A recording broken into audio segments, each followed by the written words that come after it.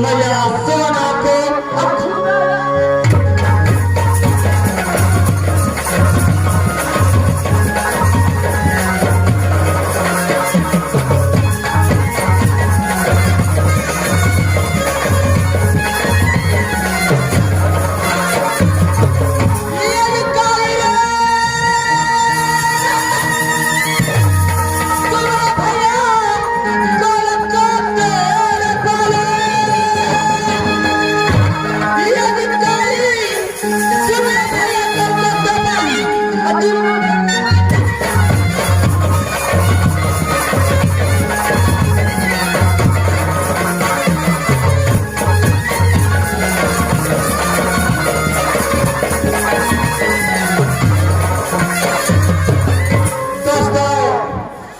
मैं बस मैंने कहा तो वही राज मोहब्बा को जो बेटा कहलाता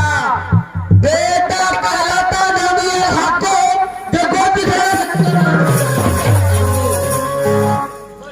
जो मुझसे छोटे भाई को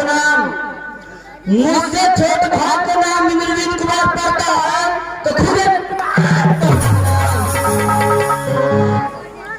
खुद नाम इंद्र कुमार पड़ता है।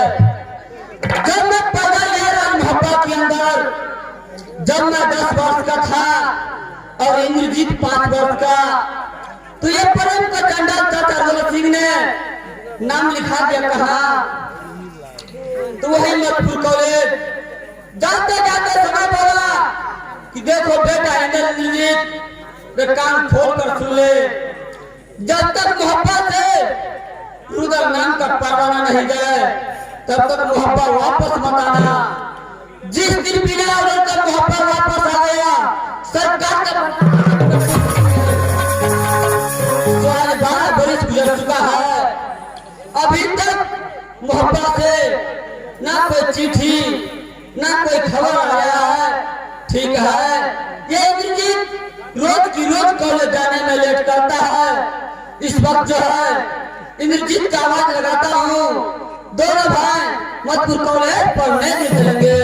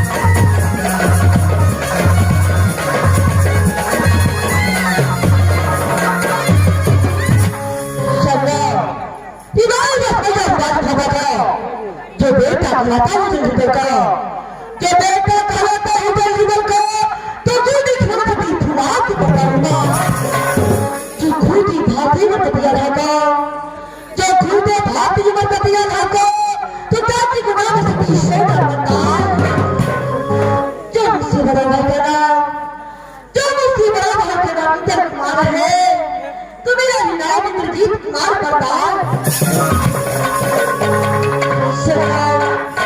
एक समय का बात है, जब मैं 5 वर्ष को था तो पिताजी ने मधुपुर को एडमिशन करा दिया और जाती जाती बोल गए बेटा जी काम न खून को सुन ले जब तक राज भूपा से मधुपुर कॉलेज रुदा नाम को बना लिया तब तक तुम दोनों यह नहीं सकता, अगर बिना आदर किया गया तो सरकार को मगल डाल देगा। परमात्मा अभी 12 वर्ष मधुपुर कॉलेज में बीत चुका है, अभी तक ना कोई चिट्ठी ना कोई घर आया।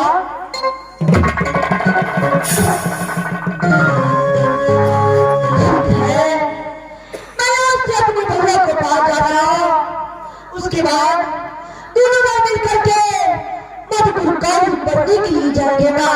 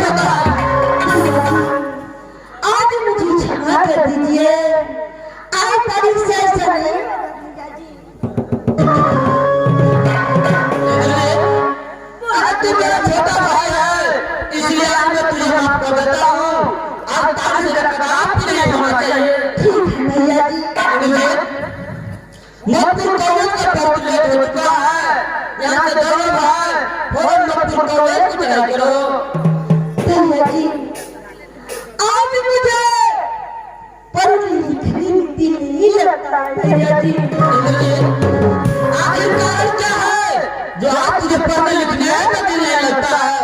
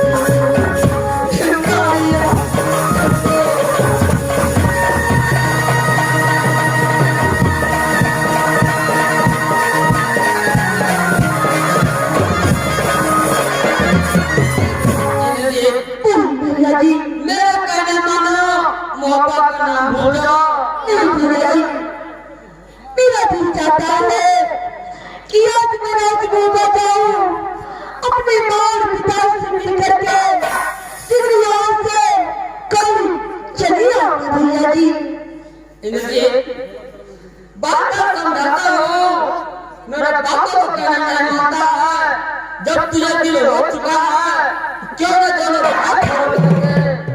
क्यों भैया जी दोनों मिल करके जाएंगे और वहां से मिल करके सीढ़ियों से कभी चलाऊंगा भैया जी।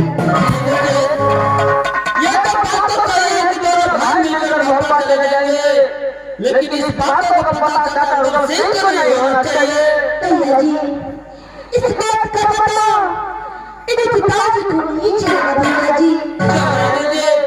यहाँ से दोनों वापस चलो, अपनी माँ से मुलाकात करेंगे, वहाँ से फोन ठीक है भैया जी, चलो चलिए भैया जी।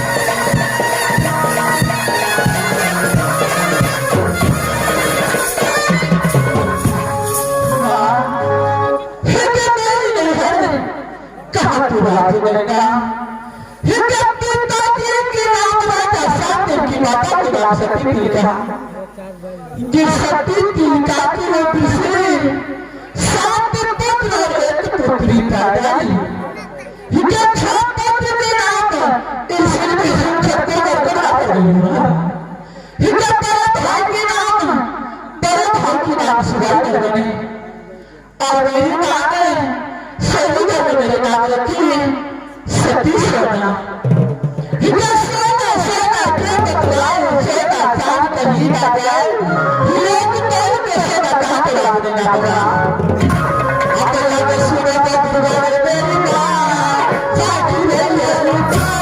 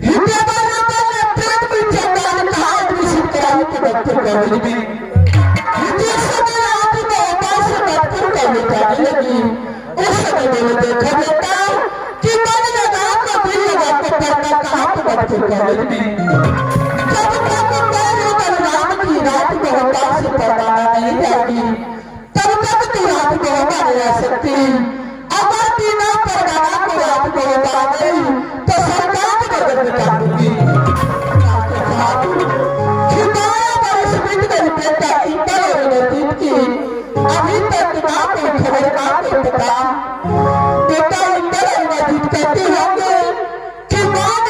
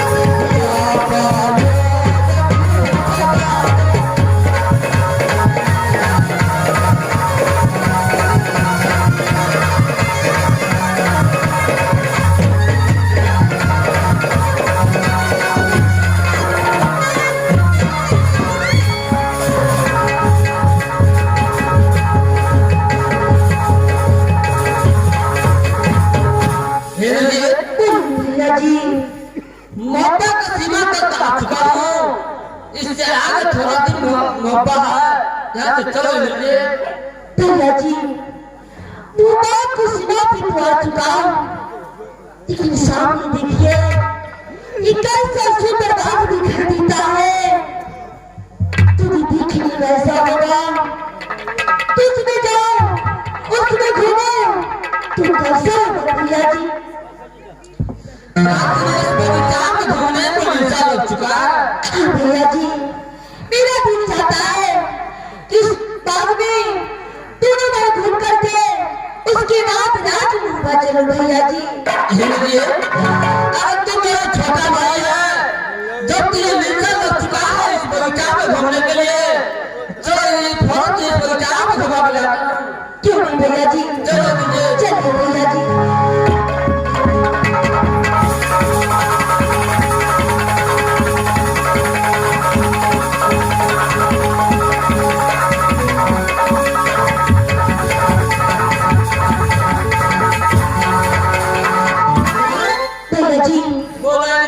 इस बाग में तो आ चुका है, सबसे पहले इस बाग में घूम कर देखना चाहिए भैया।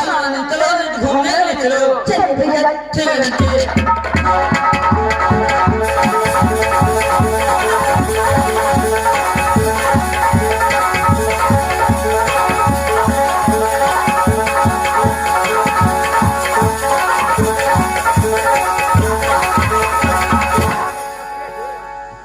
भैया जी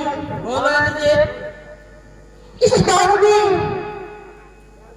मेरा दिल चाहता है कि दोनों भाई मिलकर के थोड़ा देर गेम खेल लेते हैं, इसके बाद रात को ऊपर जाऊंगा भैया जी। इस बगीचा में जो है बहुत सुना सुना से दिखाई दे रहा है। मेरा कहना मानो, गेंद गेंद मत खेलो, यहाँ से दोनों भाग मोहब्बत चलो। भैया जी अब 12 बरस के बाद रात घूमवा जा रहा हूं, अब रास्ते में बात देखा, इसमें से घूमा और मजबूर करने से कब आएंगे और कब जाएंगे इसका कुछ ठिकाना नहीं भैया जी। अरे मैं तेरा बड़ा भाई हूँ, मेरा कहना मानो, इस बगीचा में मत चलो, यहाँ से दोनों भाई मोहब्बत चलो।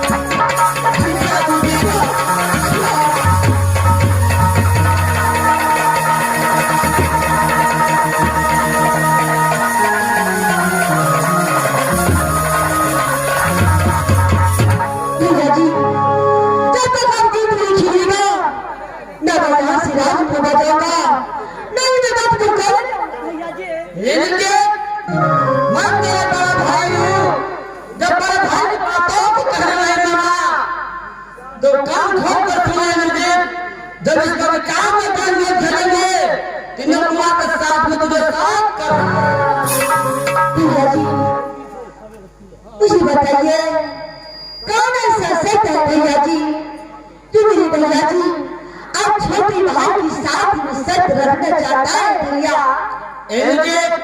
इंद्र कुमार का शर्त यही है जो तू जेल भेजेगा, अगर इंद्र कुमार के हाथों से छूट गया तू अपना चंद्र हाथ तलवार से इंद्र कुमार के साथ धार जला कर देगा। अगर मैं फेंकूं तुझे हाथ से भी छूट गया तो पहचान ले इंद्र कुमार को, मैं अपने चंद्र हाथ धार जला कर देगा। भैया जी मैं आपको अपने पिता से मानता हूं, आप मुझे पिता को समान मानता है भैया। जब इस बाग में गीत खेलेंगे एक सरकार भैया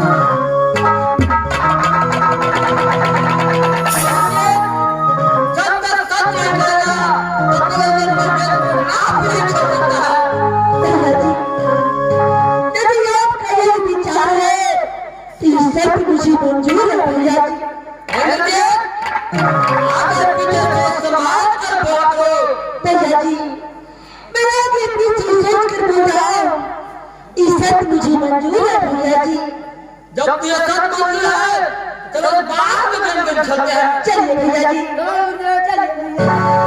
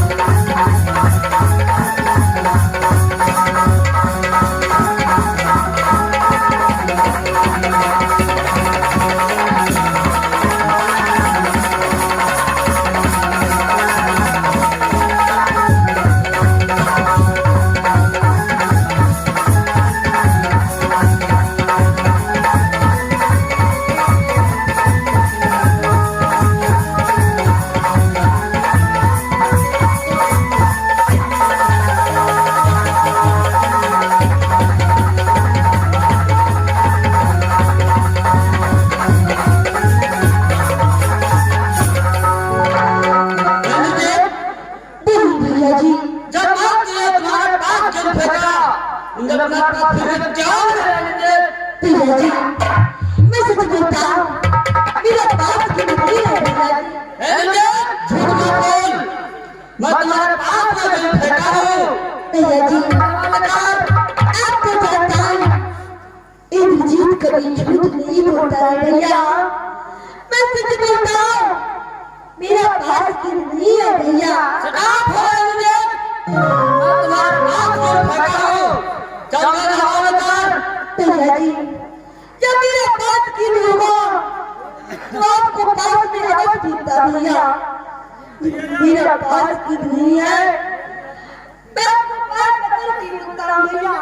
मेरा पास की नहीं भैया जी, मेरा पास की नहीं है भैया। तुम्हारे पास में नहीं है? नहीं भैया जी, नहीं है? नहीं भैया जी।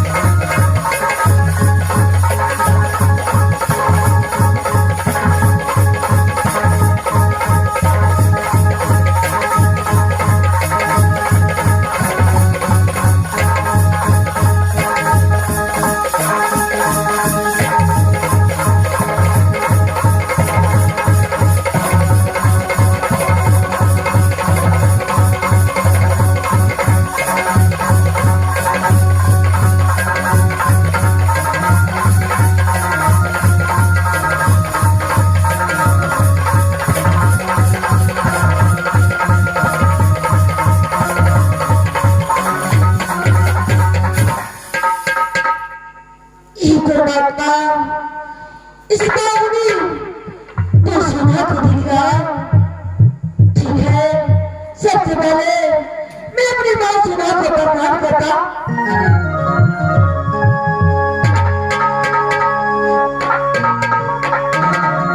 कैसे गंगा के पानी कैसे बहेंगे बरकरार बेटा तेरी माँ इस समय तूने इस लगनदान में अकेले क्या कर रहे हो बेटा माँ आज इंद्रजीत को तुम्हारी मुसीबत आ चुका है माँ बेटा कौन सी ऐसी भारी मुसीबत आ गई बेटा माँ मैं दोनों का मजबूर कॉलेज से राज मुद्दा आया था जब मैं बाप की खुदा पे आया कि सुंदर सा बाग दिखाई दिया मेरा दिल चाहा इस बाग में घूमने का भैया जी ने मुझे इस बाग में घुमाने के लिए लाया था माँ जब इस बाग में घुमा तो मेरा दिल चाहा एक बार तीनों गए गीत गीत खेले उसकी बात रात में बजाओ लेकिन माँ भैया जी ने गीत खेलने से पहले सच रखा माँ सच रखा मैं गीत खेलूंगा जब तेरे हाथ से गीत छूट गया तुम्हारे अपने जगह से तेरा सर काट लूंगा जब मेरा हाथ से गीत छूट गया तो तू अपने जगह से मेरा सर काट लेना लेकिन माँ मैंने सच मंजूर कर लिया मेरा हाथ से गीत छूट गया उस गीत की खातिर मेरा भैया सब को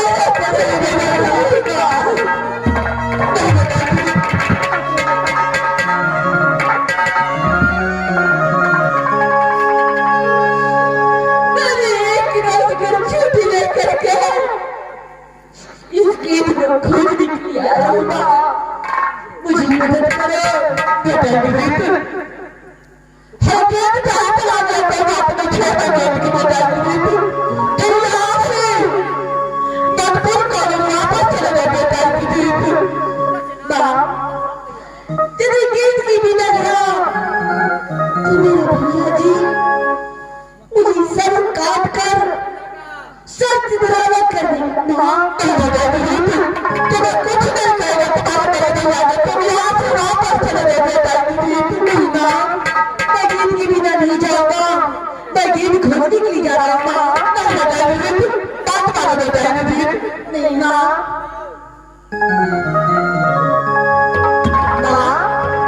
बेटा एक बात बता बेटा जो आपको हाथों में गीत दिख रहा मुझे दिखाइए माँ वो कौन सा गीत है माँ बेटा अपने बेटा इंटर के लिए रखी हो बेटा इंटर आके उसको मैं हाथ की दूंगी और बेटा इंटर में गीत खिलाएंगे मैं अपने गीत को अच्छी तरह बजाता हूँ ये गीत मेरा है माँ बेटा गीत तुम्हें भागा है बेटा गीत ये तुम्हारा गीत नहीं है बेटा गीत माँ मैं बचपन से गीत खेलता हूँ मैं अपने गीत को अच्छी तरह बजाता हूँ माँ बेटा गीत मैं सच कह रहा हूँ ये गीत तुम्हारा नहीं है मैं अपने बेटे के लिए गीत खेल रहा हूँ और जिस समय मेरा बेटा इंटर आएंगे उस समय मैं बेटा इंटर को दूंगी